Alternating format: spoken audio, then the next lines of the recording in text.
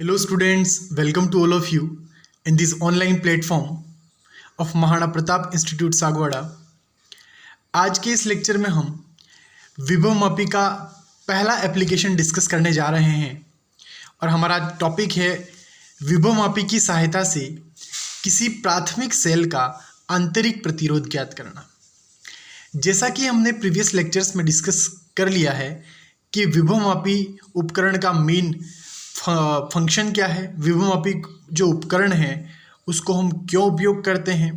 तो हमने देखा है कि विभव मापी जो उपकरण है उसकी सहायता से हम किसी सेल का अज्ञात विद्युत वाहक बल की गणना करते हैं।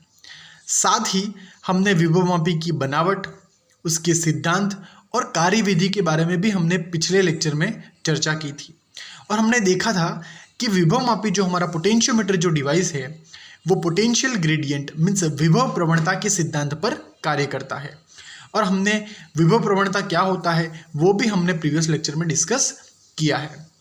अब आज के इस लेक्चर में हम विभव मापी जो उपकरण है उसके अनुप्रयोग के बारे में डिस्कस करने वाले हैं और विभव मापी के अनुप्रयोग में आज का हमारा पहला जो अनुप्रयोग है वो है विभव मापी उपकरण की सहायता से किसी सेल का, किसी प्राथमिक सेल का आंतरिक प्रतिरोध ज्ञात करना, है ना। और आंतरिक प्रतिरोध के बारे में भी हम प्रीवियस लेक्चर्स में डिस्कस कर चुके हैं कि जो हमारा इलेक्ट्रोलाइट सॉल्यूशन होता है, विद्युत अपघट्य जो पदार्थ होता है उसके द्वारा जो प्रतिरोध डेवलप होता है उसी को हमने आंतरिक प्रतिरोध कहा था, जो कि हमने आंतरिक प्रतिरोध, विद्युत वाहक बल और टर्मिनल वोल्टता का रिलेशन जो देखा था उस लेक्चर में हमें इसके बारे में हम डिस्कस कर चुके हैं। तो हम आज का लेक्चर स्टार्ट करते हैं और हमारा जो फंक्शन है वो है प्राथमिक सेल का आंतरिक प्रतिरोध ज्ञात करना, इंटरनल रेजिस्टेंस फाइंड करना प्राइमरी सेल का। तो सबसे पहले हम देखेंगे सर्किट के बारे में कि हम सर्किट किस तरीके से कनेक्ट करेंगे। अब ये जो टॉपिक हम यहाँ पर पढ़ रहे हैं ये टॉपिक आपका प्रैक्टिकल भी है। क्लास 12th में इस टॉपिक से रिलेटेड एक प्रैक्टिकल भी है जिसमें हम इस सर्किट को कनेक्ट करके हम किसी सेल का इंटरनल रेजिस्टेंस, आंतरिक प्रतिरोध फाइंड करेंगे। तो आपका प्रैक्टिकल सेशन भी इसी टॉपिक से रिलेटेड होने वाला है, तो आप केयरफुली इस वीडियो को ध्यान से देखिए। तो चलिए हम स्टार्ट करते हैं। सबसे पहले हम समझते हैं इस सर्किट के बारे में कि जो परिपथ है वो किस तरीके से बना होता है। तो जैसा कि हमने प्रीवियस लेक्चर में डिस्कस किया है कि जो विभव मापी का जो परिपथ होता है उसमें दो प्रकार के परिपथ होते हैं। एक होता है हमारा प्राइमरी परिपथ, है ना, मीन्स प्राथमिक परिपथ, और एक होता है हमारा द्वितीयक परिपथ, है ना, primary circuit and secondary circuit. तो जैसा कि आप यहाँ देख पा रहे हो तो ए से लगाकर बी तक जो हमारा जो ये वायर लगा हुआ है, जो तार लगा हुआ है वो हमारा है अलॉय वायर, मिश्र धातु का वायर होता है जिसका रेजिस्टेंस जो होता है, प्रतिरोध जो होता है वो तापमान के अकॉर्डिंग ज़्यादा प्रभावित नहीं होता है और इसी कारण से हम लेबोरेटरी में अलॉय और मिश्र धातु का प्रयोग करते हैं। तो यहाँ ए से लगाकर बी तक जो हमारा वायर है जिस पर हम इस सर्पी कुंजी, इस जॉकी की सहायता से हम संतुलन अवस्था को फाइंड करने वाले हैं, वो हमारा है वायर ए से लगाकर बी तक। और उसी से हम देख पा रहे हैं, तो देखो ए बिंदु से प्राथमिक जो परिपथ है उसका जो बैटरी का जो धनात्मक टर्मिनल है, जो प्राथमिक हमारा परिपथ है उसमें हमने जो सेल कनेक्ट किया है वो हमारा है ईपी और उसके साथ में देखो तो श्रेणी क्रम में एक कुंजी लगी हुई है और एक रियोस्टेट लगा हुआ है, परिवर्ती प्रतिरोध जिसको हम कह सकते हैं। RH मीन्स परिवर्ती प्रतिरोध या रियोस्टेट जिसको हम कहते हैं। अब ये इस प्रकार का प्रतिरोध है जिसका जो रेजिस्टेंस है वो चेंज कर सकते हैं।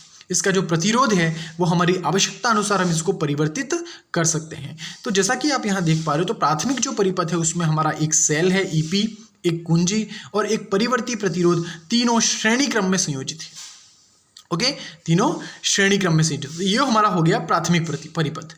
अगर हम देखें द्वितीयक परिपथ में तो देख पा रहे हो आप द्वितीयक परिपथ में बिंदु ए से सेल का धनात्मक टर्मिनल बिंदु ए से कनेक्टेड है और आप देख पा रहे हो तो सेल के साथ एक रेजिस्टेंस बॉक्स कनेक्टेड है, इसको हम कहते हैं रेजिस्टेंस बॉक्स, है ना। ये भी हमारा परिवर्ती प्रतिरोध होता है, इसकी वैल्यू भी हम आवश्यकता अनुसार परिवर्तित कर सकते हैं, ठीक है। साथ में एक लगी हुई है कुंजी, ठीक है। इसके बाद यहाँ पे कनेक्टेड है द्वितीयक परिपथ में एक धारामापी गैल्वेनोमीटर। इस गैल्वेनोमीटर की सहायता से हम संतुलन की अवस्था पता करेंगे। गैल्वेनोमीटर जो मशीन होता है उसका मुख्य जो उपयोग होता है वो किसी परिपथ में विद्युत धारा का पता लगाने या विद्युत धारा की दिशा का संसूचन करने में होता है, ठीक है। और साथ में एक सर्पी कुंजी, एक जॉकी लगी हुई है और जॉकी की सहायता से हम यहाँ पर संतुलन की अवस्था को फाइंड करने वाले हैं। तो ये हो गया हमारा प्राथमिक परिपथ और ये हो गया हमारा द्वितीयक परिपथ। तो ये कुल मिला के हमारा हो गया construction part of the potentiometer regarding the internal resistance of the cell. जब हम आंतरिक प्रतिरोध ज्ञात करेंगे उस कंडीशन में हम कुछ इस प्रकार का सर्किट कनेक्टेड करेंगे। ओके, अब हम देखेंगे यहाँ पर कि इसमें वर्क किसे होने वाला, ये कार्य किसे करेगा। ठीक है, तो उसकी वर्किंग के बारे में हम देखें तो सबसे पहले फर्स्ट कंडीशन में आपको क्या करना है कि आप जैसे जैसे मैं बोलते जा रहा हूँ आप इसको नोट्स भी राइट डाउन करते जाएं। सर्वप्रथम आपको क्या करना है कि जो की K1 है, यहाँ पर आप देख पा रहे हो जो की K1 है उसको आपको क्लोज कर देना है। इस की K1 को क्लोज कर देना है तो क्या होगा, आपका जो प्राइमरी सर्किट है उसमें करंट फ्लो स्टार्ट हो जाएगा। और K2 जो की है आपकी, जो सेकेंडरी सर्किट में कनेक्टेड है उसको ओपन रखना है, इसको ओपन रखना है। तो सेकेंडरी जो सर्किट है वो आपका रहेगा ओपन सर्किट। तो ओपन सर्किट रहेगा तो इसमें कोई करंट फ्लो नहीं होगा। ओके, तो जब की K1 को अपन क्लोज कर देंगे और K2 को ओपन रखेंगे तो यहाँ पर कोई करंट फ्लो होने वाला नहीं है, है ना। K2 को ओपन रखें तो ओपन सर्किट कहलाएगा, खुला परिपथ कहलाएगा, और खुले परिपथ में करंट फ्लो नहीं होती है। तो जब K1 को क्लोज कर देंगे और K2 को ओपन रखेंगे तो उस कंडीशन में अगर हम EMF की बात करें, विद्युत वाहक बल की बात करें, तो हम उसको लिख सकते हैं E = K XL1, है ना। अब कैसे लिखा हमने, तो देखो कुछ इस तरीके से हमें करना है। सबसे पहले हमें K1 की को क्लोज कर देना है। आपको ये वर्किंग में भी यही लिखना है। In first step open close the key K1 means K1 की को कुंजी को बंद कर देना है तथा K2 को ओपन रखना है। जब हमने K2 को ओपन रखा है तो हमारा जो द्वितीयक परिपथ है वो खुला परिपथ कहलाएगा। तत्पश्चात हमें जॉकी की सहायता से या सर्पी कुंजी की सहायता से बिंदु A से लगाकर बिंदु B तक हमें क्या करना है, मूव करवाना है ना, जो कि हमने मीटर ब्रिज में भी किया था, मीटर सेतु में। आपको फर्स्ट स्टेप में K1 को क्लोज रखना है, K2 को ओपन रखना है, फिर आपको इस सर्पी कुंजी की सहायता से, जॉकी की सहायता से A बिंदु से लगाकर B बिंदु तक बढ़ते जाना और मूव करवाना है। तो एक ऐसा पॉइंट आएगा, एक ऐसा बिंदु आएगा जिस बिंदु पर आप देखोगे कि इस धारामापी में से इस गैल्वेनोमीटर में जो निडल है, जो सुई है, वो 0 पर आ जाएगी। गैल्वेनोमीटर में जो सुई है वो कहाँ पर आ जाएगी, 0 पर आ जाएगी। कुछ इस प्रकार से देखो, यहाँ पर नंबर्स रहेंगे, यहाँ 0 रहेगा, तो गैल्वेनोमीटर में जो सुई है वो 0 पर आ जाएगी, विक्षेपित नहीं होगी, ना वो बाएं तरफ ना दाएं तरफ विक्षेपित होगी, और गैल्वेनोमीटर धारामापी की जो सुई है वो 0 पर आ जाएगी। उस पर्टिकुलर बिंदु को हम कहेंगे संतुलन बिंदु। फिर हम मीटर स्केल की सहायता से संतुलन की लंबाई को माप लेंगे, और माना कि हमारी इस प्रथम परिस्थिति में संतुलन की लंबाई L1 आई, तो EMF क्या हो जाएगा हमारा, E = XL1। क्योंकि हमने देखा है प्रीवियस लेक्चर में कि जो हमारा विभव प्रवणता होता है वो होता है voltage drop per unit length, है ना, विभव पतन एकांक लंबाई में, है ना, तो V/L होता है। अब यहाँ पर खुला परिपथ है, जैसा कि हमने कहा यहाँ पर खुला परिपथ है, और हमने प्रीवियस लेक्चर्स में डिस्कस कर चुके हैं, जब खुला परिपथ होता है तब हमारी टर्मिनल वोल्टता और विद्युत वाहक बल का मान क्या होता है, समान होता है। आप प्रीवियस लेक्चर्स में देख सकते हैं वापस जाके कि जब परिपथ खुला होता है तब टर्मिनल वोल्टता और विद्युत वाहक बल का मान समान होता है। तो यहाँ पर V की जगह हमने लिख दिया क्या, E लिख दिया। ओके, V की जगह क्या लिख दिया हमने, E लिख दिया, क्योंकि ये टर्मिनल वोल्टता है, E लिख दिया। तो हमारा आंसर क्या आ गया, और लेंथ की जगह क्या आ गया हमारा, L1 संतुलन लंबाई। तो क्या हो जाएगा, X = E/L1, सो E = XL1। तो हमारा ये प्रथम समीकरण हो गया प्रथम परिस्थिति में, ये हमारी फर्स्ट स्टेप हो गई।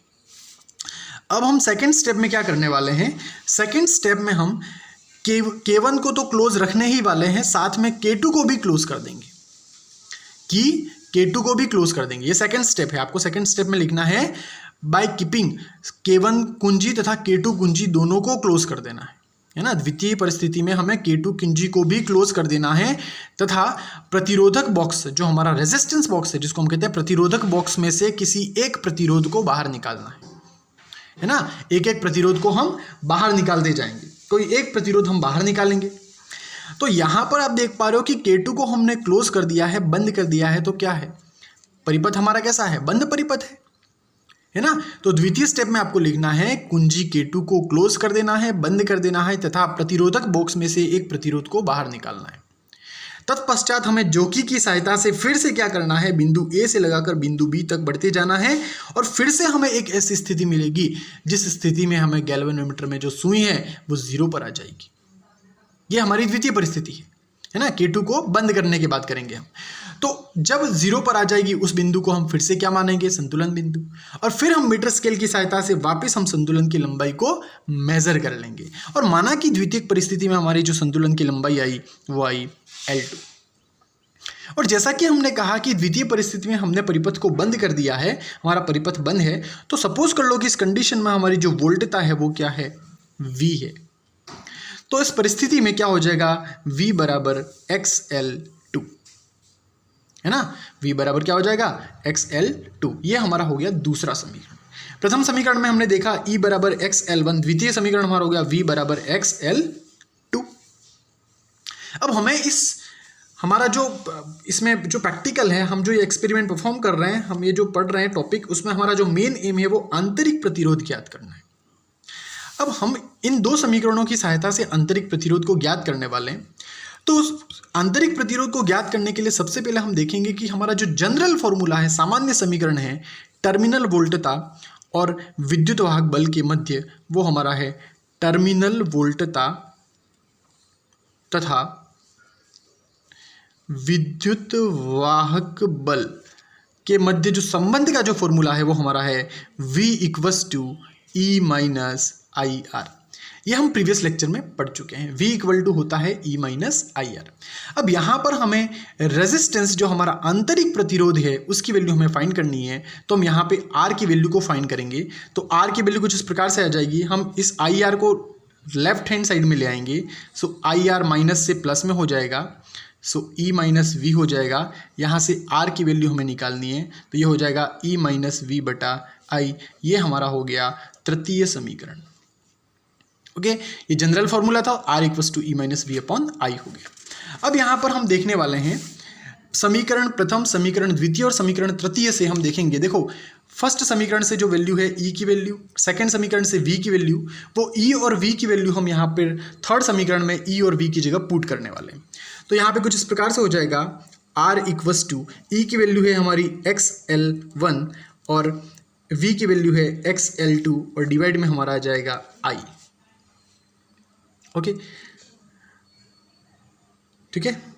अब यहाँ पर I की जगह हम पुट कर सकते हैं। देखो, ओम्स लॉ की हेल्प से अगर हम देखें तो V = होता है हमारा IR। ओम्स लॉ से देखें, ये हमारा फोर्थ इक्वेशन हो गई। ओम्स लॉ से हम देखें तो V = होता है IR। ओके, तो यहां पर I की जगह हम क्या पुट कर सकते हैं, V/R, ये पुट कर सकते हैं। तो यहां पे I की जगह हम पुट कर देंगे V/R। तो हमारी इक्वेशन कुछ इस प्रकार से हो जाएगी, XL1 - XL2 divided by V, और R जो हमारा आ जाएगा वो न्यूमरेटर में आ जाएगा। ओके, अब यहां पर हमने देखा है कि X = होता है V/L। X = क्या होता है, V/L होता है। तो यहां पर X की अगर हम वैल्यू को देखें, X की वैल्यू को हम अगर पुट करें यहां पे, चलिए, तो अब यहां पर हो गया हमारा, देखो I की जगह हमने पुट कर दिया V/R, तो V यहां हो गया और R हमारा हो गया न्यूमरेटर में, अंश में आ गया। अब हमने समीकरण 2 से देखा है कि V बराबर होता है XL2। तो समीकरण 2 से V की वैल्यू हम यहाँ पर हर में राइट डाउन करने वाले हैं। तो यहाँ पर V की जगह हम लिख देंगे XL2। तो यहाँ से इस इक्वेशन में अगर हम V की वैल्यू पुट करें तो ये हो जाएगा XL1 - XL2, और यहाँ पर V की जगह हो जाएगा XL2 और न्यूमरेटर में आ जाएगा R।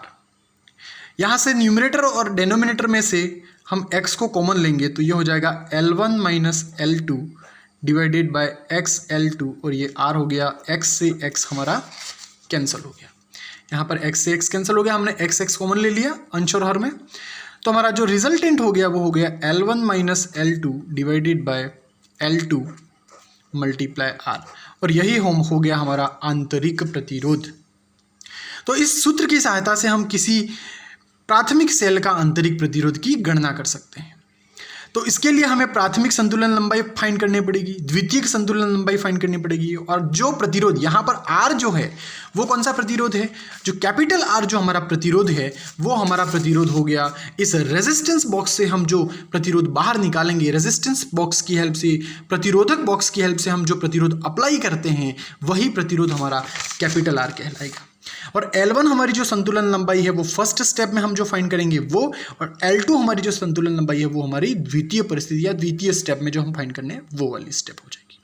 तो इस प्रकार से अगर हमें प्राथमिक द्वितीयक संतुलन लंबाई और प्रतिरोध पता है तो उस परिस्थिति में हम किसी सेल का आंतरिक प्रतिरोध इस सूत्र की सहायता से आसानी से फाइंड कर सकते हैं।